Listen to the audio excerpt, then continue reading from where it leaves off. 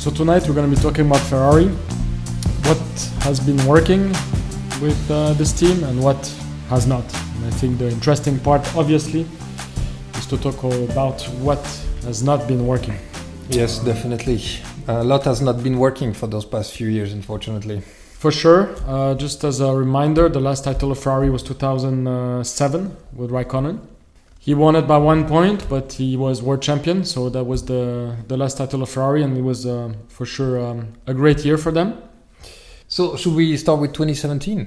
Let's do that. The year where we started having hopes again, and 2017 was a good catch year, if I remember correctly. It was just 10 years after the last World Championship that Raikkonen won. And I think everybody at Ferrari wanted to win that year, right? It would have been a nice title for... For sure, and the car was very fast, not too hard to drive. Yeah. The engine was very good too, and I think the statistics are there to prove it. 5 wins in 2017, if I'm not mistaken. So in 2017, it's 5 wins for Ferrari, 12 wins for Mercedes, and 3 wins for Red Bull. So Ferrari did pretty well that year in 2017. 5 wins. I think Vettel finished second at the end of the year with 317 points. So he was close and not close to Hamilton, but at least he was second, 50 points behind. I mean, 50 points is what, two wins? Yeah, no, exactly. And what's very what made the difference is the second part of the year. If I'm not mistaken, Vettel was leading the championship and Ferrari was leading also the World Championship. In mid-season, they were way ahead of Mercedes. Yeah, first half Ferrari was ahead, definitely in the championship. I think the whole, if I remember correctly, in 2017, all the way through to the Asian races, so Singapore specifically. Ferrari was doing pretty well, was doing podiums after podiums after podiums, which is what you need to do in Formula One, right? Consistency. Exactly. If you can't win, at least you have to be second or third. So yeah, up until Singapore, everything went pretty well. I think we had high hopes. Vettel was, definitely doing pretty well. So what went wrong? This is the big question. Yes. So I think a few items, right, in 2017. 2017, I think we can start by the crash of Vettel, maybe. Yeah. So Singapore.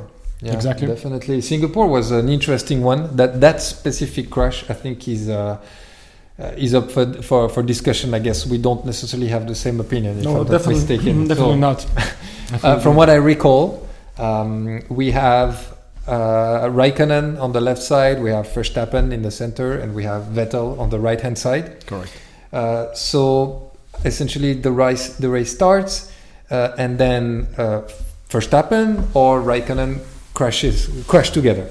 So you can clearly see the front left wheel of Verstappen hitting the right rear wheel of Raikkonen. Now, was Raikkonen turning right into Verstappen? Was Verstappen trying to cover Raikkonen by moving left? Maybe a bit of both. I don't know. But true. But here's, I think, the main problem, Romain, in my opinion. You might not agree with me, but this is a strategic mistake by Ferrari.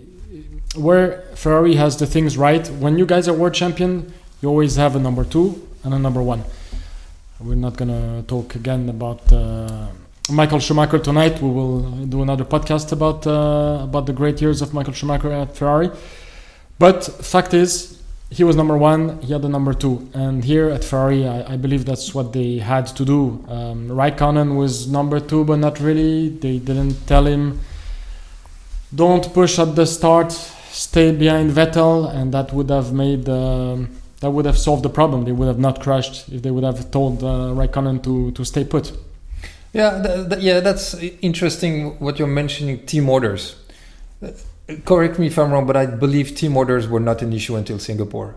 Ferrari started putting team orders together after Singapore. Yeah, because everybody was saying Raikkonen crashed into Verstappen or vice versa.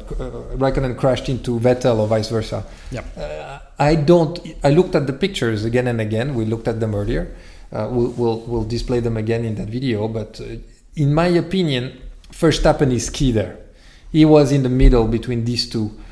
Was Verstappen not in the middle of these two? Would they have had No, crashed. We don't know that, right? But fact is, Raikkonen, when he has one wheel less, he's on three wheels, he's essentially turning right and hitting Vettel.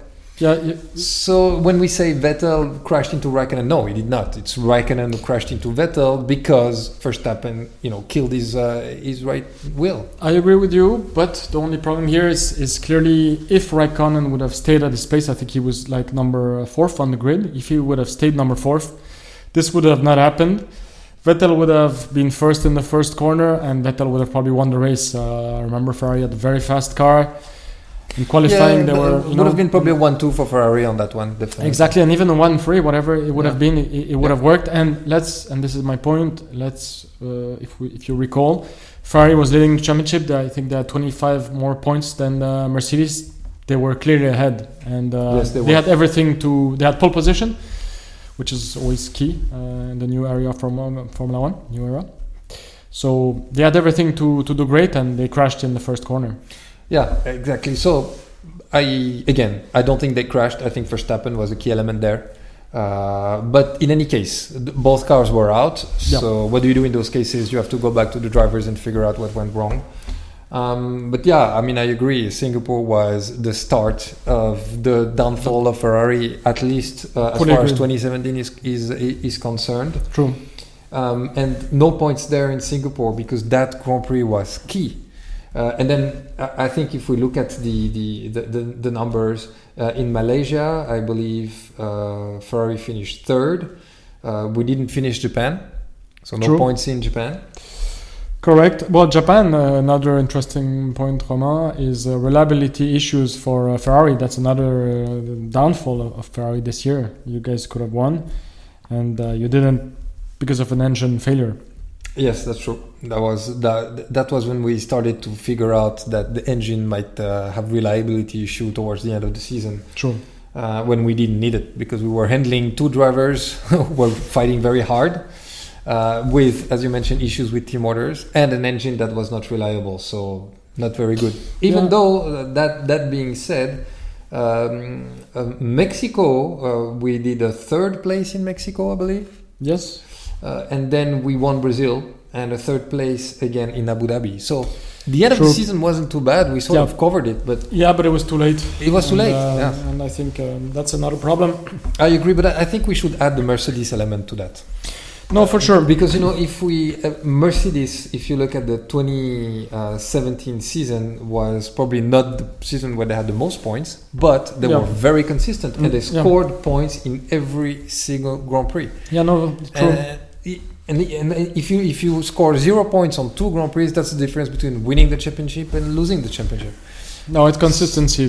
Consistency is key, and I think we can't really look at Ferrari performance without putting it in perspective with Mercedes, who really delivered. But anyway, Ferrari, I think at that point in time started to show some weakness. And I'd be curious to see, what we think about team principals, because at that time, I believe Arriva Bene was leading the team. True, exactly, and I think in the new era of Formula One, he was the team principal with the best results. Clearly, 2017, 2018, you guys were there. Yes, you almost won. So obviously, he did something right. Maybe he was not a technical director, but he was a team leader, I believe. And I think that's where he did very well on one side. And on the other side, like I said before, I think the problem was team orders. I think he had to clearly tell Raikkonen he was number 2. Yes. And I strongly believe. I think Raikkonen would have accepted it. Given where he was in his career, he was probably not expecting to win the championship. He knew Vettel was the big hotshot Ferrari just hired from Red Bull. He didn't win any race until now. I think he would have been fine, but and he said it himself. By the way, I recall he said publicly, Ferrari never talked to me about being a number 2. I never received any specific guidance. Correct, and then this proves the point of exactly of the mistake of not telling him. So then, what's the strategy to let those two fight and to push each other as opposed to have clear guidelines between number 1 and number 2?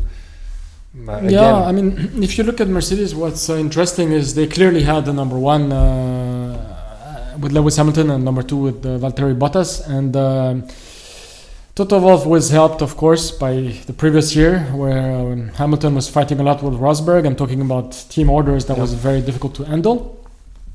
So obviously it was much easier for Toto Wolff to handle this little crisis in Mercedes, but obviously in 2017 that's what they did, number 1, number 2, and it worked out very well for them. Yes. So it was the right strategy, and I think that's what Ferrari failed. Obviously 2019 reliability issues, that was one of the main problem of Ferrari, and after I think we can talk to conclude about 2017 about the mistake of Vettel in Baku, or is it a mistake? Yeah, I don't think it's a mistake. I think Hamilton clearly brake tested Vettel. If you're talking about that specific event in Baku, where it really annoyed Vettel, but not only Vettel. I think all his supporters were very annoyed to see Hamilton. You know, he does that all the time. He's very smart. I fully agree. He's a kinky person. Very, very So, smart. You have to play mind games. So yeah, he said I didn't brake test him. I just lifted my foot off the gas. Exactly, he just lifted, which in turn made the car go slower. Exactly, no brake test. Exactly. And no, but interestingly enough, that's where the FIA had to. Exactly. So he checked with Hamilton, actually pressed on the brake pedal, right? No, that's the key, and the FIA had to investigate that, and that's where Hamilton was very smart, since he didn't brake tested. Yes, exactly.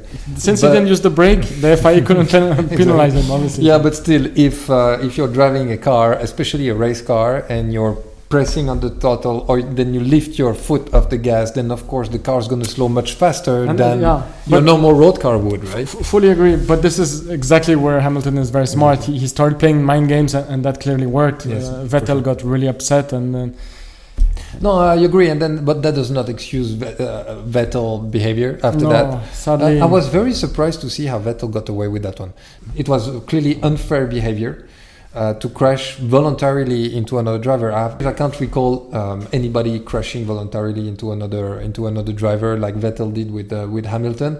And if you remember that karting incident that took place with that Italian driver, he was banned for life. And Vettel didn't get anything. Well, I think he got a 10-second penalty, but I think he got off pretty easy. And he finished third in Azerbaijan, I believe. Yeah, he scored some points for sure. So at the end, it wasn't that bad because he finished in front of Hamilton. Yes. So he scored more points than Hamilton. Yeah. So at the end, he didn't do such a bad job. But you're very right, Romain, about this. Last time this happened was maybe Michael Schumacher, but Michael Schumacher was winning a race. That's the big difference. Here, Vettel was not winning. Exactly. And it was a safety car on top of that. So he would have not gained anything by doing that. Me, when I saw that incident, I was pretty sure Vettel would get some sort of race ban. Didn't get any. I was surprised at the time, but well, I guess if the FIA made their decision. Very true. So yeah, that concludes 2017. In short, 5 wins, 5 podiums. Yeah, a lot of pole position too. A lot of pole positions, but unfortunately not good enough to beat the consistency of Mercedes. Correct, exactly. So now Ferrari had everything in their hands. Arriva Bene had pretty much all the answers. They just had to build another fast car and give team orders, like we said, and things should have been much easier in theory for 2018. So 2018 for Ferrari, 6 poles, 6 wins. Good start to the season again. I believe Vettel won Australia, he won Bahrain. China, from China it didn't go so well up until Canada, where they won. And I think sort of similar, where Ferrari did pretty well first half of the season 2018. Yeah, even better, if I recall. Very, very strong start. They had the best engine that year. They had a very fast car. They had on paper everything to succeed. They knew what mistake they did the previous year, what not to repeat. Mm-hmm. So once again, what went wrong? I think this is the big question. Yes, definitely. So 2018, again, a few interesting mistakes from Vettel. I think let's start with the most important one in everybody's opinion is Hockenheim. Vettel was leading the race by far. We thought that it was in the bag, and we saw him really starting the race pretty well. But unfortunately, He crashed by himself. It was wet. Let's add that it was raining. Okay. and Hamilton was catching him, and I think people will say I'm against Ferrari strategist, but again, Ferrari constantly telling Vettel, watch out, Hamilton is catching you back. If you look at how Raikkonen usually responds to these messages, he says, leave me alone, I know what I'm doing. Exactly. I think unfortunately Vettel didn't do that. Easier said than done after. But yeah, he cracked under pressure, unfortunately, at home. It would have been, I think, his first victory with Ferrari at home. So did he crash under pressure? I mean, Vettel, it's not the first time that he gets off-road by himself without any outside pressure. Yeah, no. I think a few times we saw him in the last few years just for no reason, just losing it. Yeah, no, unfortunately, it's not no reason, but it's always under pressure, and that's a real problem. Yeah. He can't. All of a sudden, he can't handle pressure. Yeah. And I think that's... So, but that's an interesting point. It's a debate we have often. I mean, which F1 driver doesn't have pressure? I mean, even George Russell at Williams has pressure. Even when you're last, you have pressure to deliver, you have pressure to do good results, you have pressure to beat your teammate, you have pressure to... So, this is very, very good point, Romain, because this is where Vettel is putting too much pressure on himself. Not only he has the pressure I believe, not only from Ferrari, but also he puts pressure on himself because he wants to be the next Michael Schumacher with Ferrari, and I think he said it many times that this is of course he wanted to mimic what Schumacher did with Ferrari back exactly. in the day. And I'm sorry to say, but what an unrealistic goal.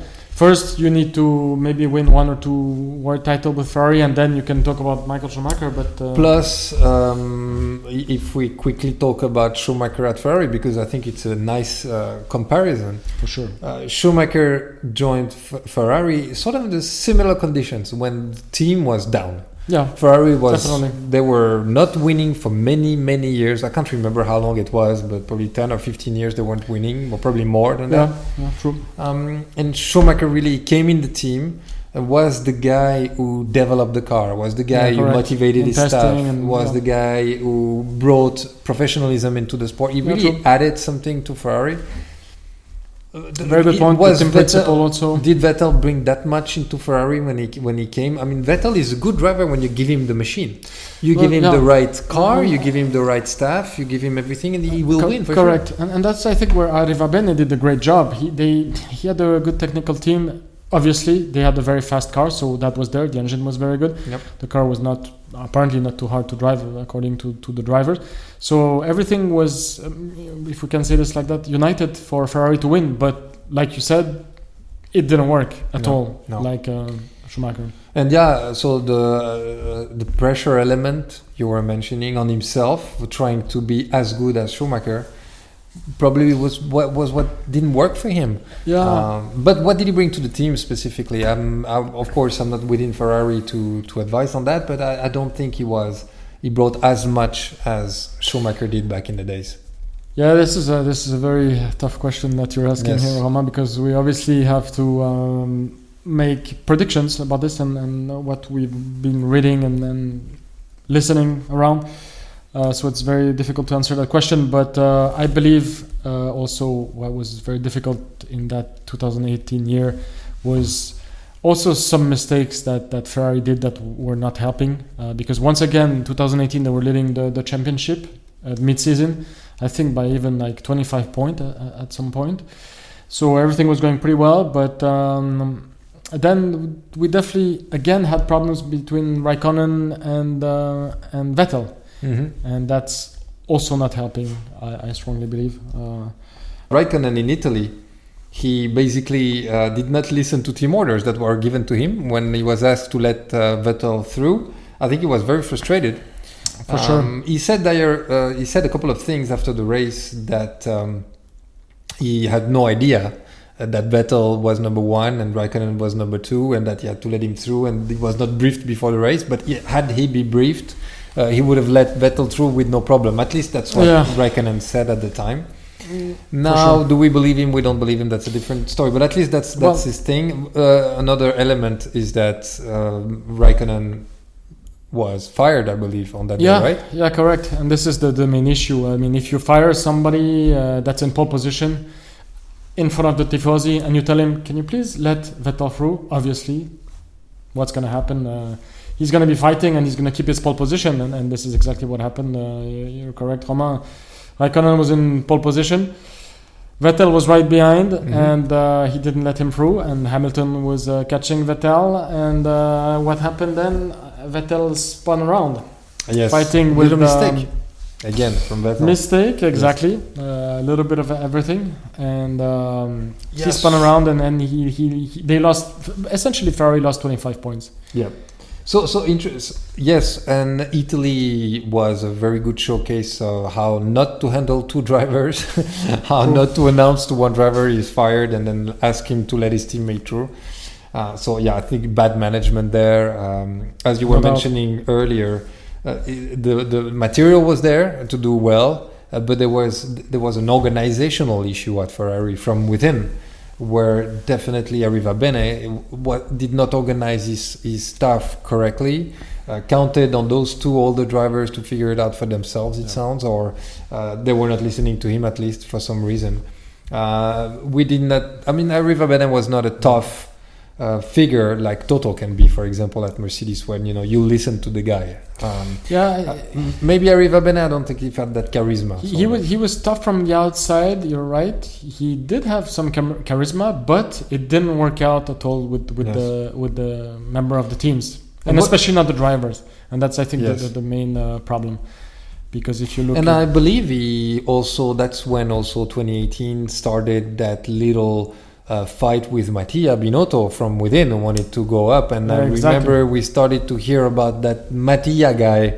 Very true. Was going up the ranks at Ferrari and was sort of looked at as the next team principal if Arrivabene could not deliver. Yeah, exactly. So a lot of pressure on Arrivabene as well. Yeah. Maybe that's what costed him not his seat, but his position as a team leader, as a team principal. Yes. And I think, But interesting season 2018 compared to 2017.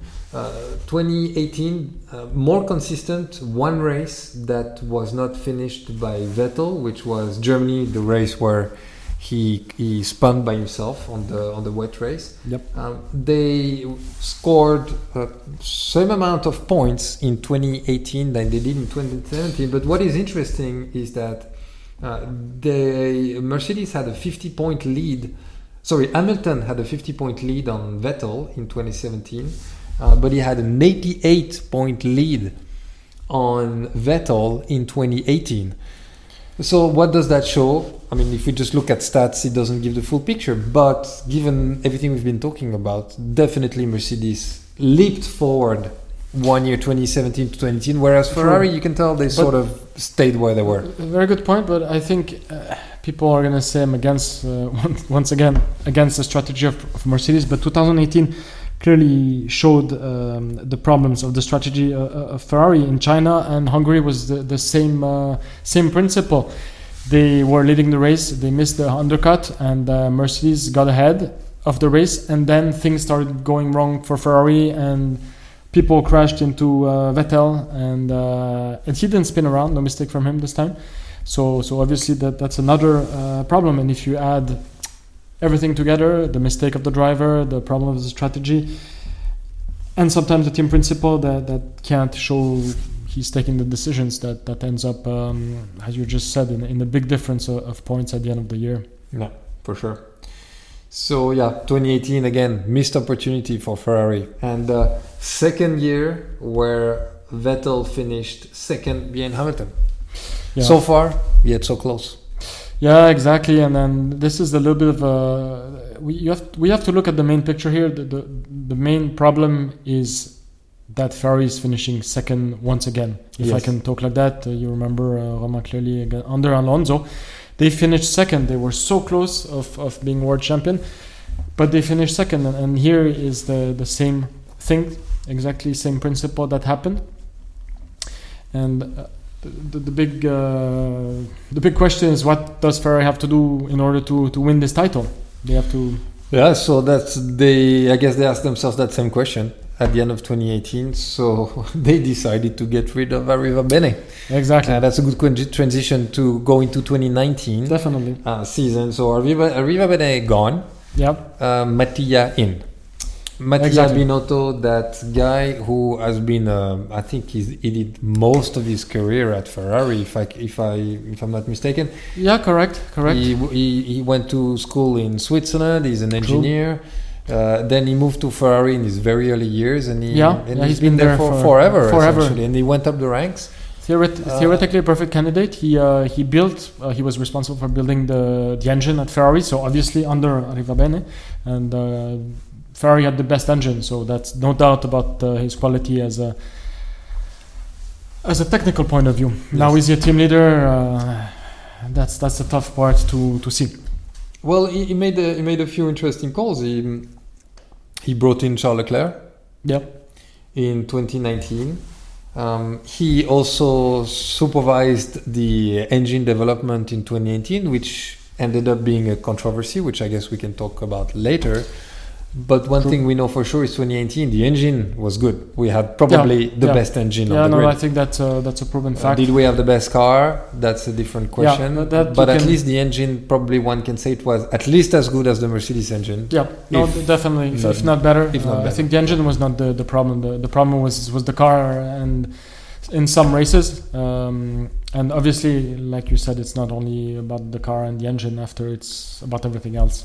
I mean, that speaks for itself. Vettel won one race in the whole season, in the whole 2019 season, which, and he did not finish 1, 2, 3, 4, 5 races. And that's he ended up 5th in the driver championship. I believe that this is where Charles Leclerc was. Charles beat Vettel by 24 points huge margin, season. Yes. Not only in terms of points, which is at the end of the day the most important part, obviously, because you need points to be a world champion. Yes. But he did get almost most positions, I believe, most pole positions for Ferrari. Charles Leclerc had all the great stats. Correct. So Leclerc had the most pole positions that year of anyone. He had 7 poles, just in front of Bottas with 5 and Hamilton with 5 as well. Yeah, and that proves clearly that the car is very good and it's very fast. But again, Charles Leclerc, interestingly enough, great signing for Ferrari. Rookie, we could call him a rookie. 7 poles and 2 wins in 2019. That shows his speed and yes. He can handle a very fast car and he's not. He can handle pressure, obviously, because first year with Ferrari. I mean, what an incredible stats. And we recall reliability issues also in 2019 for Ferrari. And I think Leclerc did not finish 3 races and had those 2 wins, but he could not convert enough poles into wins because of all sorts of technical issues. Yeah, and this is a good point, Romain, because the problem is a little bit like in ice hockey, it's momentum, and when you lose your momentum, you can be leading the championship like Ferrari was, but if things start going wrong, then it goes into a negative spiral, and things are not working anymore. And this is exactly what you're saying. From the second race, everything started to go wrong for Ferrari already. So when you're on the back foot, it's much harder to come back. Yeah, I think that's what it is. When you have organizational issues, Mattia just inherited, fairly junior in his role. Not true. Junior at Ferrari, but junior in his role. Yeah, it's a team principal. He inherited that young driver, Leclerc, let's be honest, for a rookie starting at Ferrari for his first year, he made a few mistakes. I believe Baku, he crashed by himself in quali. True, but he was very fast though. He was very fast and very consistent for a rookie who just started in Formula One. So I think it was a young team, which we had so much hopes for. I remember 2019, I was like, okay, great. Going into 2020, we're going to win that year easily, right? Yes, we've got the engine, we've got the drivers, we've got Mattia, he's going to have a year. On paper, it looked great. And the number 1, meaning Sebastian Vettel, and the number 2, Charles Leclerc. Yes. So everything on paper, once again, was perfect. But I guess one of the other new problem that happened this year at Ferrari was the fact on how fast Charles Leclerc was for number 2.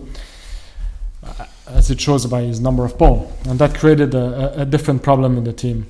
Yeah, definitely. And so that year, if I look at Leclerc and Vettel, they finished 4th and 5th, so way behind. No hopes of catching Mercedes for sure that year.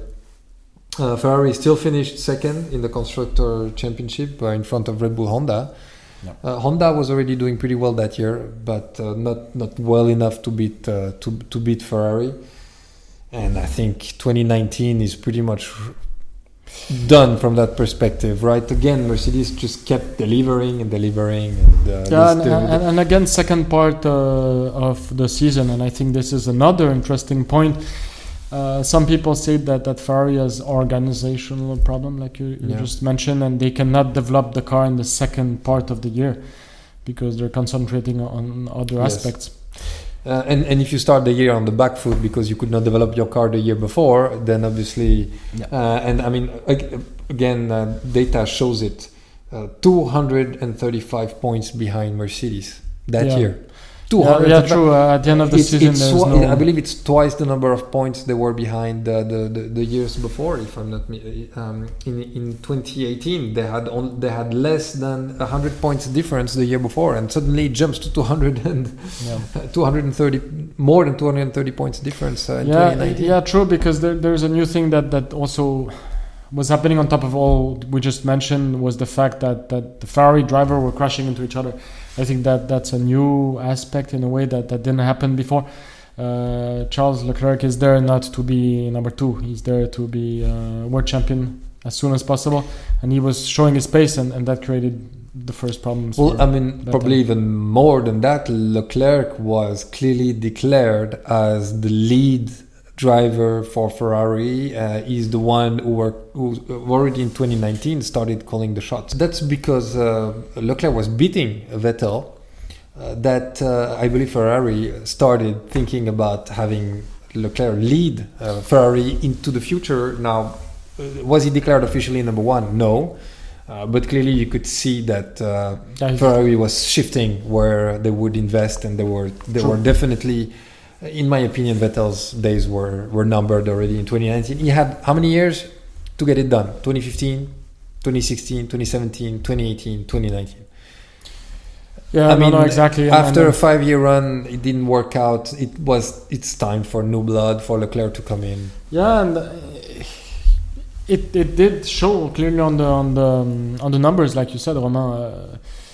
He was leading the team. He was number 2, but how many pole positions did he have again this year? 7 pole positions. 7 pole positions for number 2. Not too bad. So not too bad. Yes. Like you said, they had to. Well, the thing is, not only amazing results, but on top of that, better than his teammate, who happens to be a 4-time world champion, who let me add on the side is much more experienced, but also much more expensive. Oh yeah, no, of course. And I mean, Vettel doesn't come cheap for Ferrari, but if you don't, you have to deliver year in, year out. You can't not deliver, especially with how much money you cost for Ferrari. So you have that rookie coming in and starting to beat the 4-time world champion. Definitely something's going to go wrong. Yeah, no doubt about that. And like you said before, Romain, in order to win, you need consistency. And in order to have that, you need to score points, make no mistake, and score as many points as possible. And this is definitely what didn't happen for Vettel. Yes. 2020. Yeah, 2020. Wow. Interesting year. How did that year start? Before even we go into Ferrari, Melbourne, we get there. All excited, the cars are in Melbourne.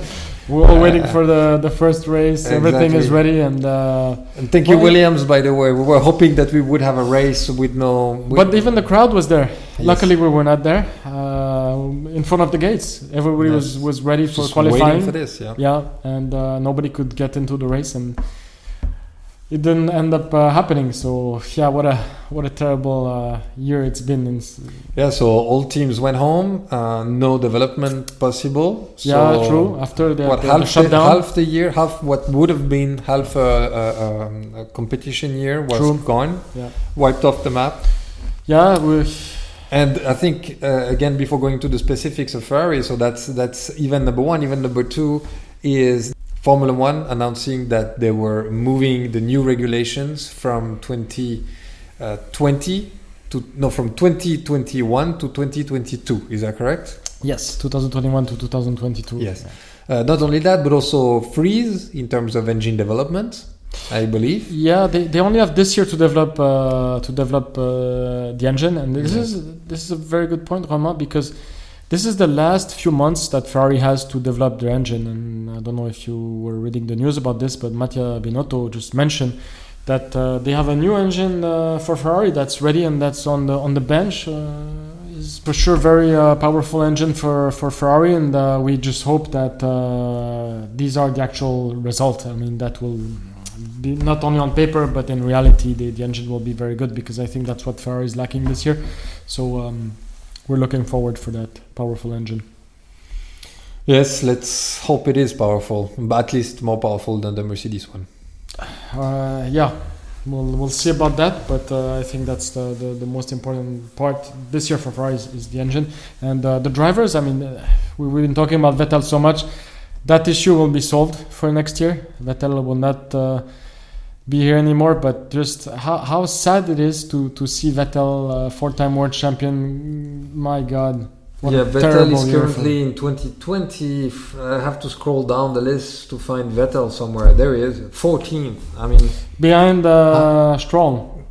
Yes, behind Stroll, Ocon, Kvyat, Gasly, Albon, Sainz, Norris, Perez, and Leclerc. Leclerc, fifth. Yeah, no, fifth Leclerc. Position this year. Once again, he's doing a great job with a very difficult car to drive. Huh? Yes. There's no doubt about this. I think they both said it.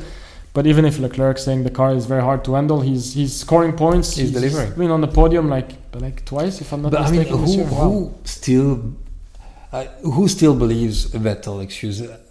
It's not that I want to obviously hate on Vettel, but there's not many options. I mean, either he lost it, he just doesn't have what it takes anymore.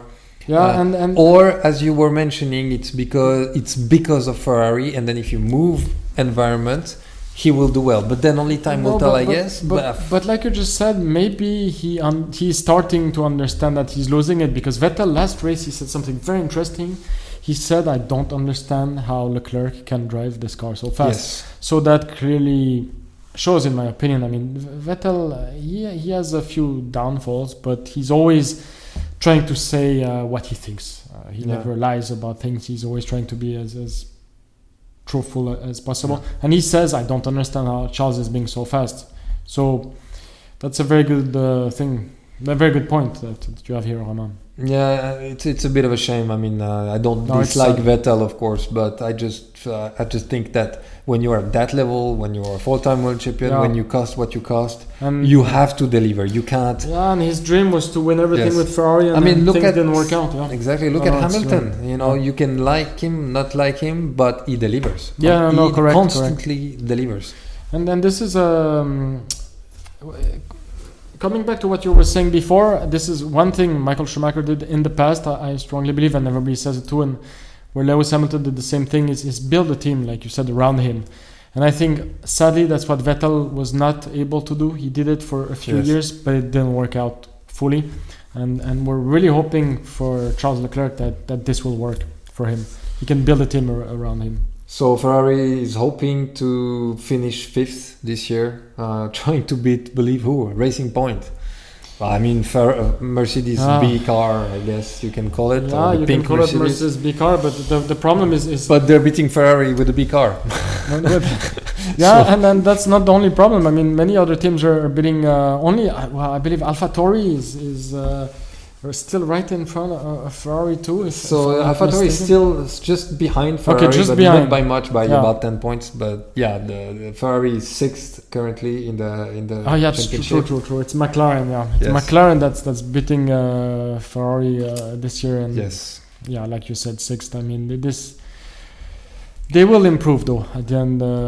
From now until the end of the year, there's no doubt. Binotto said we will not do any great results. We're not going to make too many modifications on the car, and they're changing everything on the car, and they're changing the engine. They have to change everything. On the and car. They know this is coming back to your good point before. This is their last year to develop the car. Yeah. Next year it's gonna be the same car. They have tokens, I believe, which is not a good thing to develop the car. So this is the last few months to develop the car for Ferrari. I mean, they need to get it right now. It's the last option. I mean, Mercedes is currently in the perfect situation. You know, they've got all their rivals who won't be able to develop their car next year.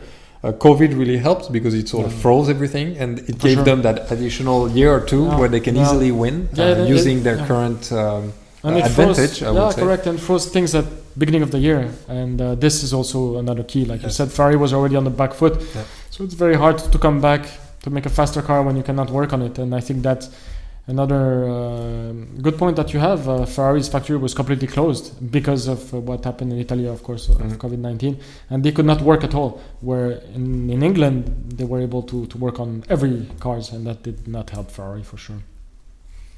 Thanks everyone for watching us and listening to us. We wish you all the best, and we'll catch you later.